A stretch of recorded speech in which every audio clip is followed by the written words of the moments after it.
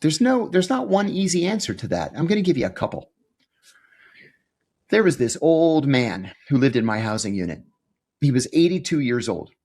He's probably dead by now.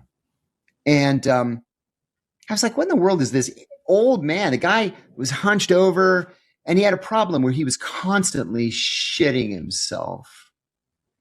And he would, he could feel it coming and he would get up and then it would run down his pant leg and it would make this trail of diarrhea from his cell to the bathroom. And I tell you, there was this young African-American kid. I say young, he was 18 years old on a drug charge in the same cell. And he used to beat the shit out of this old man because his body was so broken down that he couldn't get on his hands and knees and clean up his own shit.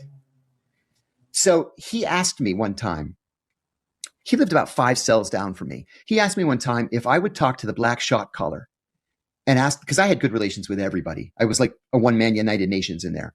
Would I talk to the black shot caller and ask the black shot caller to tell this kid to stop beating him up? And I said, well, let me poke around and see what I can do. Well, the first thing I did is I went to the law library to look this guy up and see what his crime was. And his crime was this.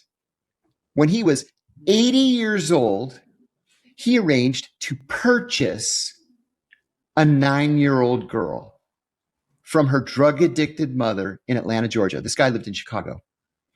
And he drove, at the age of 80, he drove from Chicago to Atlanta to human traffic this 9-year-old girl so that he could rape her whenever he wanted to. It turned out there was no 9-year-old girl and there was no drug-addicted mother. It was just an FBI agent. And so they grabbed him as soon as he arrived at the hotel where the purchase was supposed to take place. And he got 17 years in prison. Now, he was 80 at the time, so he would be in until he was 97. With good behavior, he would be let out around 94. He's probably dead by now.